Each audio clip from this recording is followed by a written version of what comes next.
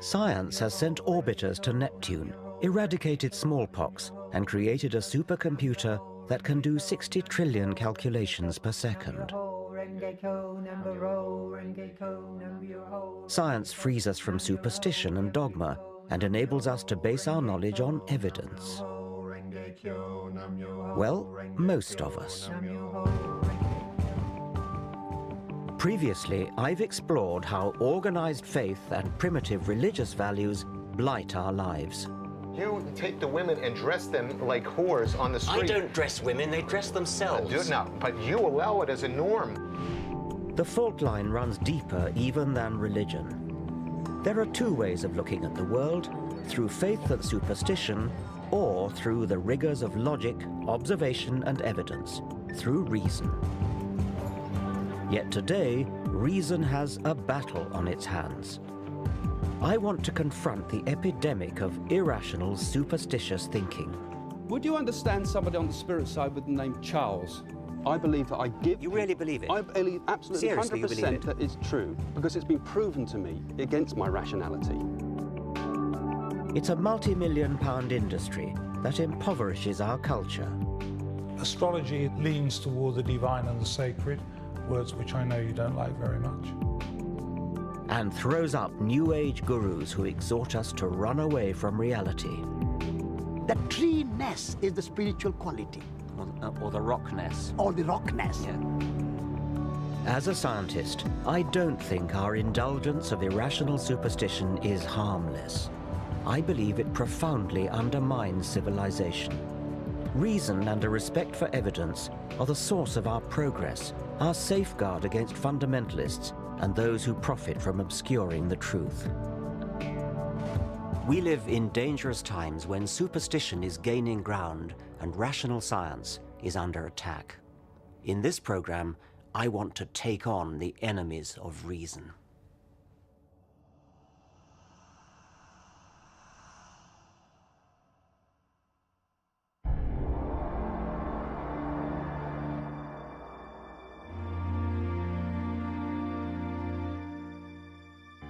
"300 years ago, in the Age of Enlightenment, scientists and philosophers from Galileo to David Hume had the courage to stand up for intellectual principles and reason.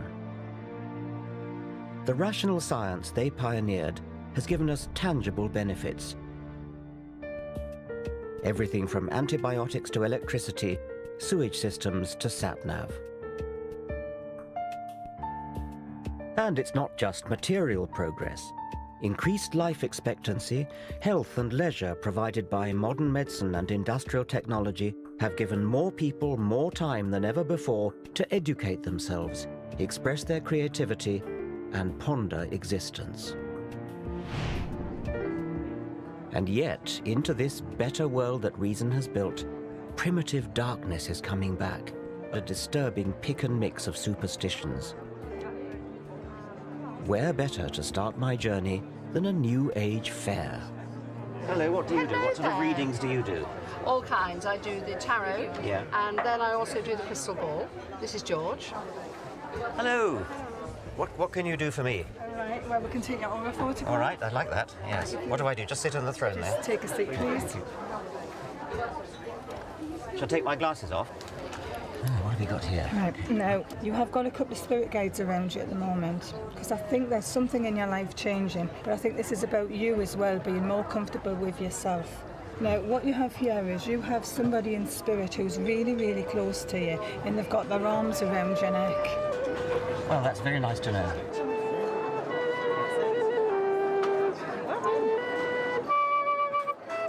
All these people reap the rewards of science and reason, but many here revel in a foggy suspicion of scientific thinking. Okay, so you could teach me how to use my psychic energy. Yes. Is that the idea? Yes, you can rely much better on that than on your head. Irrationality is woven into the fabric of modern life. We unthinkingly indulge unscientific delusion. I'm the rather schizophrenic Gemini. Aquarius. Pisces. Astrology is so pervasive that just about everyone has been indoctrinated with the alleged character of their star sign. They're fiery, a bit unreliable, they love traveling, they're very expansive, they're quite spiritual. Loyal, spend too much money, good leader. They can be a bit moody, swinging one way and the other. They can be very bubbly 1 minute and then a bit down, and you never know what you're going to get with them, my husband says.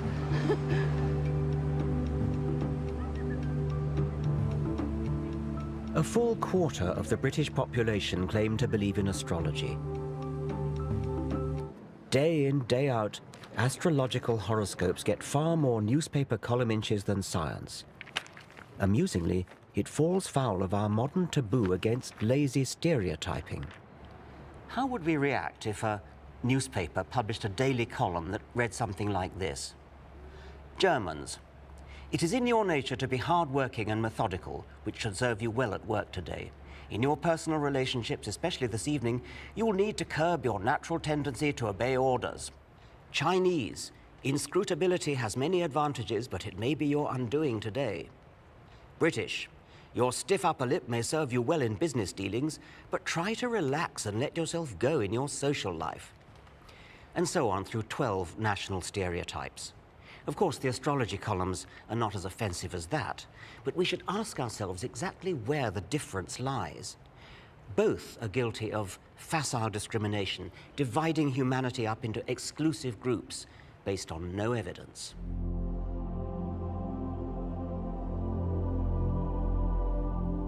I always thought that by the 21st century, science and reason would have long since cleaned up. And yet every day of the week, we're encouraged to retreat into the fog of the superstitious past.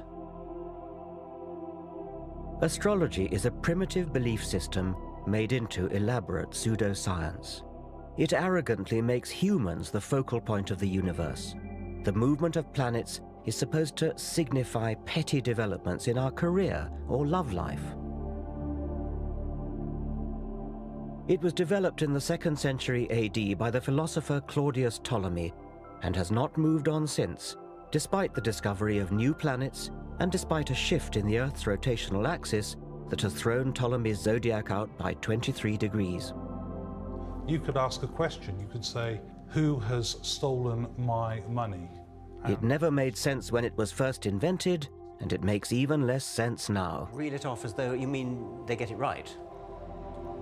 Do you think there's an actual physical influence of the planets that somehow beams down and influences people? I think it's very hard to see that. I think if you try to understand astrology as a causal agent, right. I think that's hard to imagine how that would happen. I think you have to look at the planets as signifiers. When you look at the movement of Saturn around the zodiac, it's a very strong signifier of what's going on in individual lives. I don't even understand how they could possibly be signifiers. I mean, how could the rise of Saturn possibly be a signifier for something that's going on physiologically in a person's body? The position of planets in the signs of the zodiac. This is what you keep coming back to ask me. How could it possibly work? Yes. And I've told you, I don't know. It's a deep, dark mystery. What isn't a deep, dark mystery is why the trite vagaries of newspaper horoscopes seem to chime with readers. Psychologists have identified what's known as the Barnum effect, whereby people tend to believe statements are accurate for them personally, when in fact they're general enough to apply to anyone. We could devise a little experiment where we take your forecasts and then give some of them straight, give some of them randomized, sometimes give Virgo the Pisces forecast, etc., and then ask people how accurate they were. Yes, that would be a perverse thing to do, wouldn't it? It would be, yes, but I mean, wouldn't that be a good test? A test of what? Well, how accurate you are. I think that your intention there is mischief, and I think what you'd then get back was mischief. Okay, well, my intention would not be mischief. My intention would be experimental test. Okay. Scientific test. Well, but even if it was mischief, how could that possibly influence it?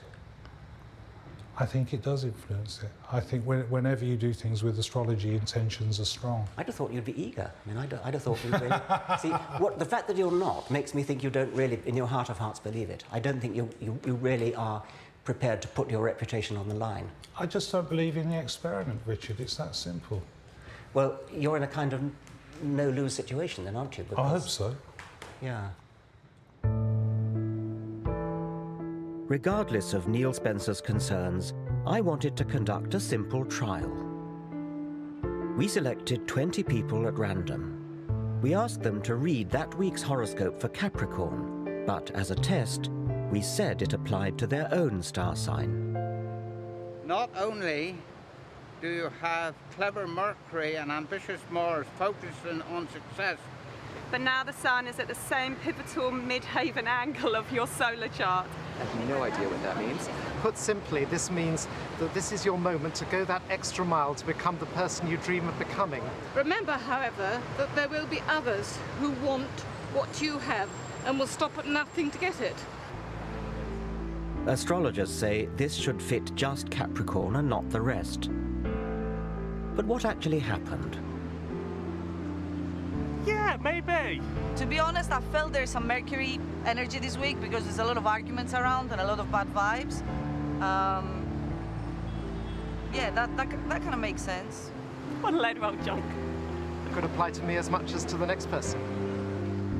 Yeah, well, in a way, yeah. I am. I'm going on a flamenco course in Spain. That isn't necessarily pertaining to me this week. It's pertaining to me generally. Pile of rubbish. The same number of people agreed that the horoscope was accurate for them as disagreed, and similar results are found with proper large-scale experiments. Technically, all but one of our group should have disagreed, namely our only Capricorn. Does it apply to you? Not at this moment, no.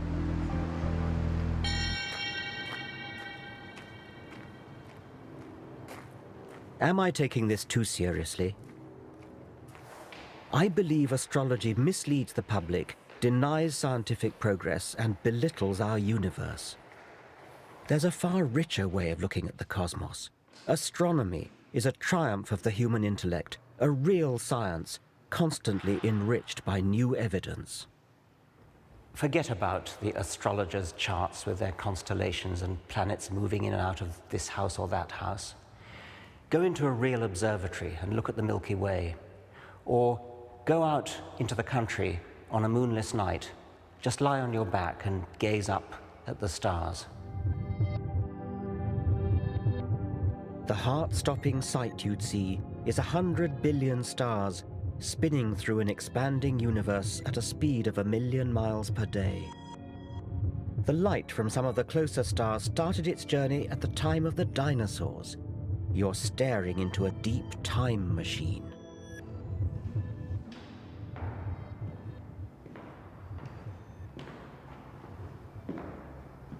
And yet, even as science unravels these natural wonders, our society is drawn to the slim pickings of supernatural belief. Half the British population now say they believe in paranormal phenomena. Over 8 million of us have owned up to consulting psychic mediums. What I want you to do, Richard, for me is just to pull me out 8 of them, please. Simon Goodfellow claims that, with these cards, he can use his psychic powers to tune in to the spirits of dead people around me. 7, 8. These voices from the past can apparently give him a glimpse of my future. Lovely, Richard, thank you. Now, I feel he's giving me the initial G with his name. OK, now I feel with this man as well, I feel he was a family member. And I also feel very strongly with something to do with advertising that was in, something to do with newspapers with him as well. Now, I do feel with him as well, he's telling me about changes that are coming up in your life at the moment. I see total changes in how you're working to how you will be working in the future. The word Simon seems to be fishing for is retirement, the obvious next step for most 60-somethings. It won't be as hectic and it won't be as active for you, and I do feel you have to grasp that when it... This could apply to anyone my age, but can Simon back up his more precise statements? What was that male relative with a G? What was that about you said earlier on? Right, the male relative with a G, right. I do feel with him, I don't feel he was a family member, but I do feel with him, right, it was some connection. I thought you said he was a family member, Did I say that? Did I with a family member? Yeah, I think you did. Right, okay. Maybe. Let me see if I can feel him here still. Yes, okay. Right, okay then. What I feel with him, right, I feel as though there was a lot of things. It was a very strong character. Another feeling he's given me is it was very regimented as well, and I feel he served in some forces, in some way as well. But can you understand anybody with a military background that was connected to you? Well, I've got really nobody military in my background at all, and actually nobody beginning with G either. Right, okay. Spirit G has rung no bells, but now another voice comes from the ether. Oh, well, she's given me the initial E with the name. Now, I do feel with her as well, it's something to do with, I feel, a grandparent, and I want to give you an E-sounding name. My grandmother had a name beginning with E. At last, something I can identify with. E-sounding name. Yes. Tell me more about her. The lady, I do feel with her as well, she had a lot of cats. A lot of cats. It's cats. Perhaps not. She never had a cat. She hated cats, as a matter of fact. Right. She liked dogs, but she hated cats. Well, I can understand. Not everybody, though. What you've got to also remember with this as well, not everybody can relate to everything that a reader will say. No. Not everybody. I mean, I've had people like yourself who have... Extraordinary claims require extraordinary evidence.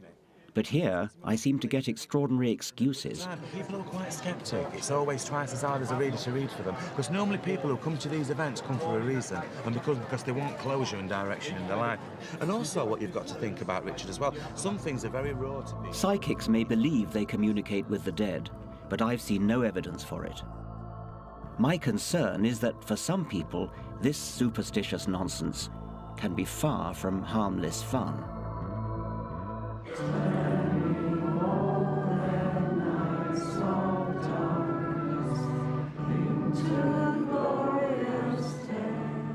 There's a network of over 500 spiritualist churches across Britain. Here, Tuesday night is séance night.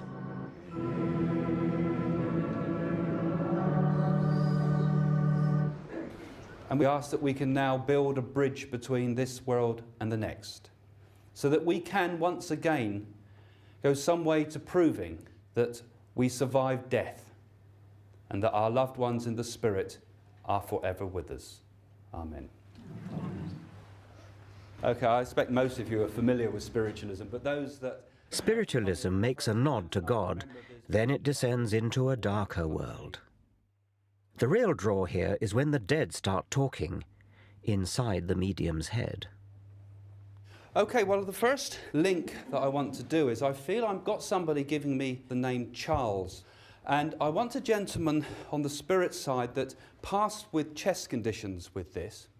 And there's something about a name that sounds like, it sounds a bit like Devon, but I thought I could hear, could be Davon or Davenport, something like that. And I feel over this side somewhere. Can anybody understand this so far? The lady close to the bookshelf there.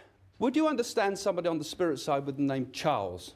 No, but I have a home in Davenport. You have a home in Davenport? Yeah. Okay. Isn't what you're doing cold reading? Well, depends what you call cold reading. This is something that a lot of the rationalists have come up with, is saying that what you do is you say something and people basically make it fit. So I'll see if I can find the Charles in a minute, but let me just give you a few things that I can feel about you. Has there been a few problems with a stomach condition around you? Because I feel as if I want to go to my stomach and I feel uncomfortable there. Does that make no sense to you whatsoever? No. Well, would you understand then a lady that I want to connect with on spirit's side that would suffer with the stomach condition? Yes. Because I'm being given the stomach condition, yes. okay? And I feel with this lady, I want someone that's a fairly comfortable build, I would say, a bigger build lady, not a slight build lady that's given me this, yes? Yes. Yeah? I think when you really examine the evidence of what myself and other mediums do, you will find that a large proportion could never be explained away by something like cold reading. It's because there are sometimes such specific details that come through. And I'm seeing like a painting, or a print it would be, of a painting that looks like a Stubbs painting. You know, the ones of the horses and the pigs and things like that? The lady in the white at the back there, I'm not around you, am I? Oh, I hate it when I can't find the link. Let me see if I think if I were talking to someone in the spirit world, I'd say things like, what's it like being dead? Can you see the whole of the universe? Why do you ask them such banal questions? Yeah, good point. But I think what happens is that mediumship comes from the non-rational, non-verbal parts of the brain, if there's such a thing. I believe it's a blending of thoughts between myself and the spirit communicator. But if only it could be just like a telephone line. Let me just see if I can get a little bit more information from her first. If you've convinced a person that that's their grandmother to the point that they're actually crying, I mean, surely those tears enough are perhaps proof that they've had proof that that really is their grandmother that's making the communication. It could indicate just desperate wishful thinking, perhaps. Now, don't feel I'm with a Stephen Bennett, but I've got those things I want to bring together somehow with particularly a car crash. My friend Ben died in a car crash and his best friend was called Steve. Your friend Ben Parson, but it's not Bennett, as I said, but it was Ben. Let me see if I can describe Ben to see if we can... Beyond whether it's true or false, what concerns me as well is the exploitation of often vulnerable people. Can I say, when you were buying the new shoes, had he been on your mind at that time? He's on my mind all the time, really. Yeah, but because it's as if I was particularly felt him around me at that particular time. That's why I feel I've got the connection with that. And, you know, his message is really, in a way, sorry. Because he can't... Do you feel it might actually be damaging to some people, stopping them from letting go after they've lost somebody that they love very much? It's a good point, but a lot of people bring up that. But I believe that it does help people to progress and move forward. He gives me the feeling that... But do people move forward, or do they get addicted to a spiritual hit? Most of this congregation are regulars. Craig Hamilton Parker's grasp here seems impressive until it transpires that he's already read this bereaved girl before. He actually had a tyre on the left-hand side of his car changed before the accident, and the police thought it was something to do with that. And I had a message from you before saying it was something to do with the tyre. I've given you a message about him before? Okie dokie, I can't remember that. But anyway, I want to sort of feel his... I believe what I do is absolutely true.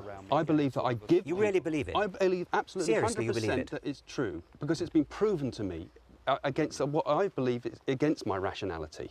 But it's been shown to me so many times that life continues. And personal proof that I've had that has given me proof of my father past of continuation of spirit. I mean, incredible things that are so very personal and subjective, they're hard to argue a case for. But for me, it's been life transforming. And I believe, as I was helped, I can help others.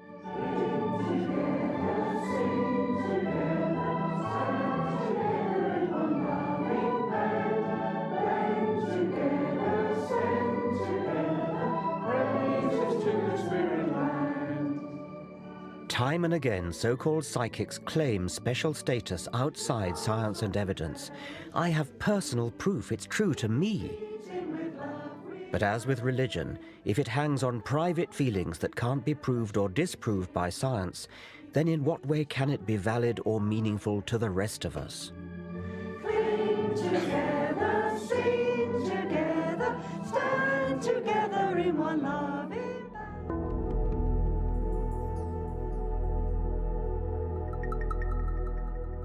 I want to show how scientific reason is always the best way to look at the world and explain the dangers of superstition.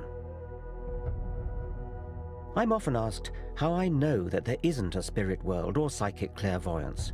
Well, I don't.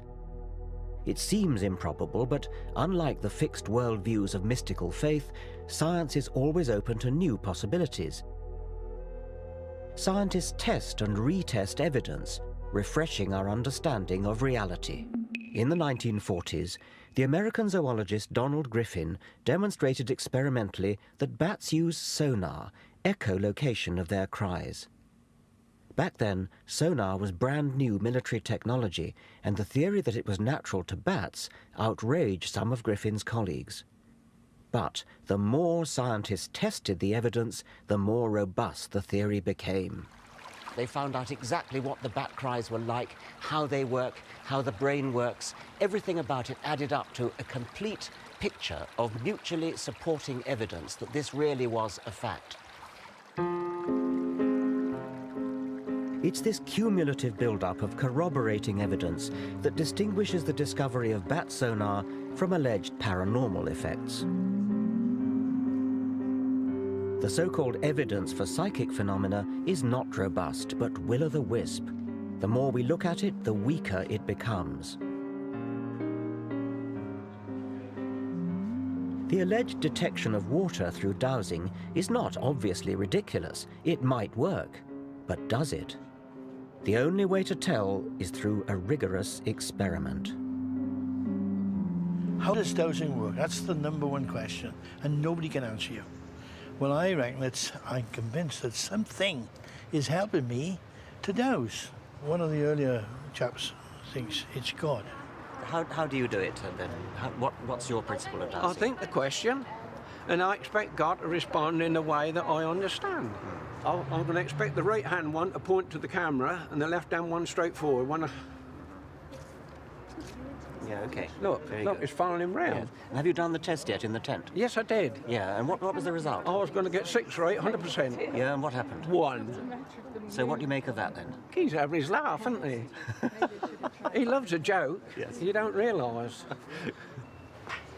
Do I get second goes at it? Oh, yeah, you can have as many The psychologist Chris French thinks there may be a simpler explanation. He has devoted his career to investigating claims of the paranormal. And now he has set up this test for dowsing, a properly controlled double-blind trial. In each of these rows, just one container, chosen at random, holds a bottle of water. All the rest contain sand. Neither the dowsers nor the tester are allowed to know where the water is until the boxes are opened. So there are no unintentional giveaways. Have another go. Safeguards like this make the double-blind trial one of the crowning achievements of scientific reason. Okay, put it on the end one then. Number Chris, on 6 again. I'd say so. Okay. Right. What you'll typically find when you talk to dowsers is they'll give you lots and lots of anecdotal evidence, lots of stories about how they discovered a leak in their neighbour's pipes and so on and so forth. But there are always other possible explanations there. Yes. What we're trying to do is set up conditions which would rule out any of those other explanations. But then we get down to the very fundamental, basic issue: can the dowsers actually do what they think they can do? Yes. Okay. I think it's 4. I think it's 4. So shall we see how well you've done? This is actually sand. In that case, I can't do this. This is the waters in number 5. Sand again. This time, guess was bin number 3. And this time you're correct. That's water. I'm afraid that's sand. Yes, well, actually, there are 2 possible words. Final trial, it's sand again, I'm afraid. In that case, I'm 100% wrong again. Well, you got 1 right out of 6, which is what we'd expect by chance. So far, they're performing pretty much in line with mean chance expectation. In other words, guesswork. Yeah. So no one has scored more than 2 hits out of 6. 3. 3. The people you've been testing, do they understand why they're being put through the double-blind procedure? I think once we've explained it to them, then they appreciate why someone who is perhaps sceptical or doubtful about their claims would see that that was necessary. What's interesting is it doesn't actually tend to dent their confidence at all. Which suggests that they're completely sincere. I think they are completely sincere. Yes. And that they're typically very, very surprised when we run them through a series of trials and actually say at the end of the day, well, your performance is no better than would expect just on the basis of guesswork. And then what typically happens is they'll make up all kinds of reasons, some might say excuses, as to why they didn't pass that particular test. I feel the whole test is wrong. I'm shocked beyond words that this has happened. But I did say from the outset, couldn't we just sort out some grey blocks and some scaffold boards so that I can walk above it, which is what I would routinely do and I've done for 40 years. Who knows where or what bottles were in what tubs. That's the whole point, isn't it? That's the whole point. But if you understand dosing like I do, you'll understand that everything leaves an image. This state of denial is extraordinary. Even when confronted with hard fact, these dowsers prefer not to face up to truth, but retain their delusion.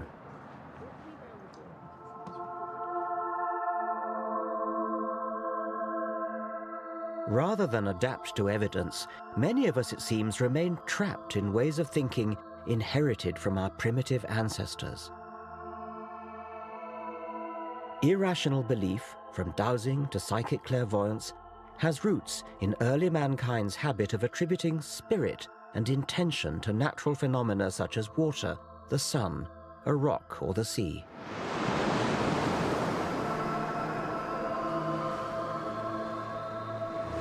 The sea has often been thought to be a malevolent force actively out to get you. In 480 BC, King Xerxes of the Persians built a pontoon bridge across the Hellespont, and a rough sea came and wrecked it.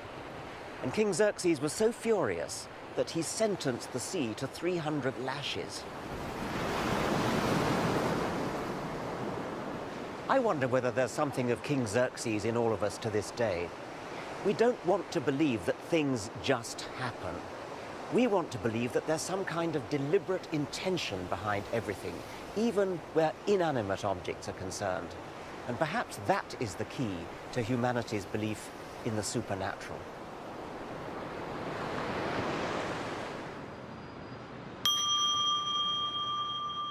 Even in the 21st century, despite all that science has revealed about the indifferent vastness of the universe, the human mind remains a wanton storyteller, creating intention in the randomness of reality. The delivery of rewards by a one-armed bandit is determined at random. But many gamblers want to think that what they do can increase their chances of winning the jackpot. They stand on one leg or wear a lucky shirt. Are these superstitious behaviors a byproduct of our evolution? All wild animals have to be kind of natural statisticians, looking for patterns in the apparent randomness of nature when they're looking for food or trying to avoid predators. There are two kinds of mistakes they can make. They can either fail to detect pattern when there is some, or they can seem to detect pattern when there isn't any, and that's superstition. "60 years ago, the American psychologist B.F. Skinner investigated the behavior of pigeons, rewarding them with food when they learnt to peck a key in the feeding apparatus.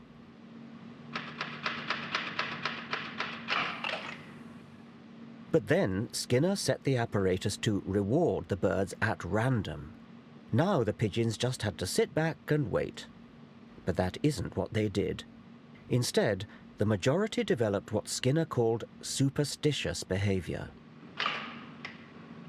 When an individual pigeon, for example, happened to look over its left shoulder, and the reward mechanism just happened to click in at that point, it would have got the idea that it was looking over the left shoulder that had got it the reward, so it tried it again. By sheer luck, as it happened, the reward mechanism delivered food at the same time again. And so the pigeon was reinforced in its idea that looking over the left shoulder was what got it the reward. And it went on and turned into a maniac for looking over the left shoulder.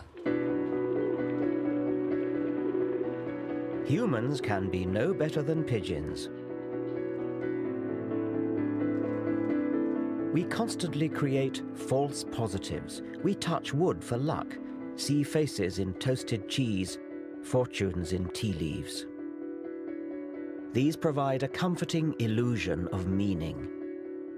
This is the human condition. We desperately want to feel there's an organizing force at work in our bewilderingly complex world. And in the irrational mindset, if you believe in the mystical pattern you've imposed on reality, you call yourself spiritual.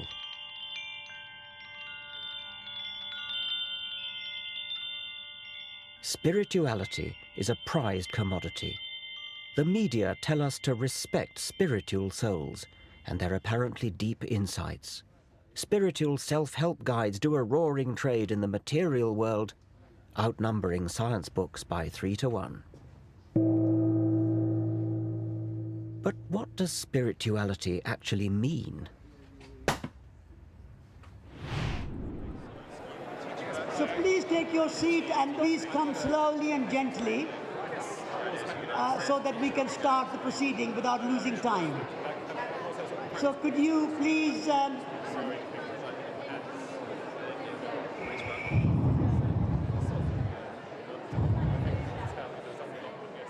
Satish Kumar is the editor of Resurgence, an ecological magazine at the sandal-wearing end of the Green Movement, and he counts amongst his many fans Prince Charles and the Dalai Lama. I represent the entire history of evolution. I was present in the beginning, the first Big Bang, and I'll be here for billions of years to come. But isn't Satish's spirituality just about imposing yet another superstitious false positive? World is made of 2 elements. One element is visible element. The other aspect of creation is invisible dimension, things we cannot see. So what is that element which is invisible? I call it spiritual. When you go in a room, you say there is a good feeling here. There's a spirit of the room. Well, now you've changed to something rather different. The spirit is a very big and very holistic and very inclusive word. It is not defined in a one particular way. So when you go in a room, you can say the tree has a spirit. A rock has a spirit. It's a living rock for me. Nature without spirit cannot exist. Like a tree cannot exist without the sunlight, it cannot exist without rain, it cannot exist without soil. Also, it cannot exist without the tree-ness. The tree-ness is the spiritual quality. Or the rockness. Or the rockness. When you talk about the rockness or the quality of a rock, I can see as a scientist a rock has hardness and things like that, but I think that's not quite what you mean. It sounds as though what you do mean is something imposed by the human observer. A rock is atoms. But there is a rock quality in the rock. Well, that's a matter of assertion. I mean, you are now simply asserting that. Asserting, I'm understanding it. This is my understanding. Okay. Some may understand more fully than others, but it is not imposed. It is there. It all sounds very poetic, but it's not reality. Like priests, mullahs and rabbis, New Age mystics ceaselessly attempt to fill gaps in human understanding with fabricated meaning. Science and rationality are often accused of having a cold, bleak outlook. But why is it bleak to face up to the evidence of what we know? The word mundane has come to mean boring and dull. And it really shouldn't. It should mean the opposite, because it comes from the Latin mundus, meaning the world, and the world is anything but dull. The world is wonderful. There's real poetry in the real world. Science is the poetry of reality. And yet today, science is under attack.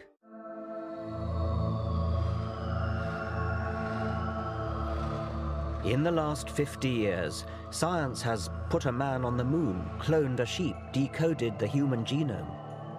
And yet, sadly, the white heat of the 1960s seems to be treated as a white elephant today.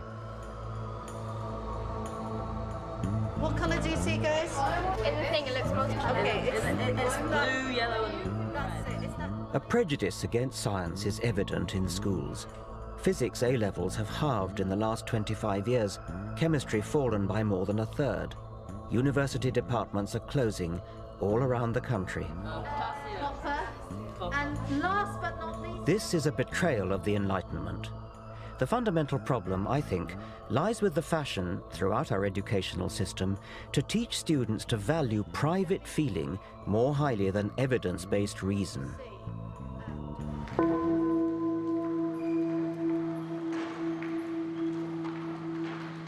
This is rooted in the postmodern relativist agenda.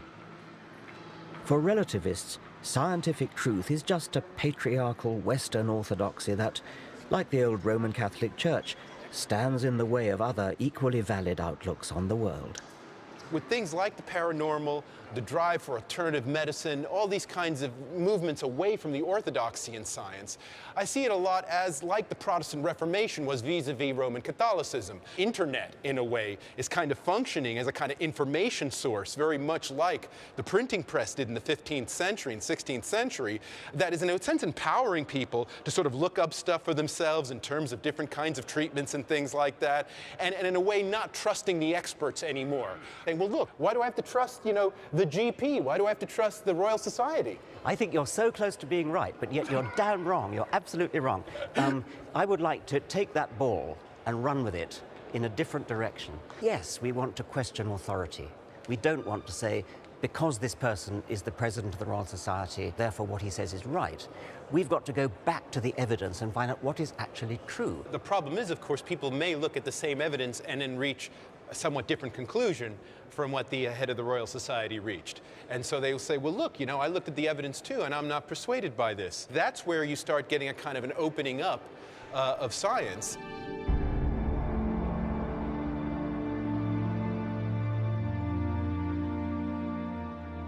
Steve Fuller is of course right that the internet is revolutionizing how we use and consume information. But the impersonal algorithms of internet search engines do not weed out robust evidence from unsourced, uncorroborated assertion. Wikipedia World presents both great opportunity and huge danger. Paranoid conspiracy theories circulate unchallenged. Sometimes they're relatively harmless, like the rumor that NASA faked the moon landings, which is a bit of a joke because the evidence for going to the moon is so strong. But how about the malicious and utterly unfounded rumor that 4,000 Jews were tipped off by Israeli agents not to go to work in the World Trade Center on 9/11? It's one of the nasty lies circulating as truth in the blog community of racists and religious fundamentalists. Now such people can find each other anywhere in the world instantly, whipping up scares and reinforcing their paranoia and delusions. As evidence is devalued, even medical progress has become a target. Her lungs had gone into spasms. She was vomiting. Hundreds of families blame the MMR vaccines for autism, brain damage, and meningitis. When one report, now widely discredited, wrongly linked MMR vaccine with autism, an innuendo circulated that the establishment was conspiring to risk our children's health. It led to hundreds of thousands of parents failing to protect their offspring from the threat of measles, a serious disease that, in Afghanistan, kills 35,000 people a year. This is the world of private hunches and no respect for evidence. Reason has built the modern world. It is a precious but also a fragile thing, which can be corroded by apparently harmless irrationality. We must favor verifiable evidence over private feeling. Otherwise, we leave ourselves vulnerable to those who would obscure the truth.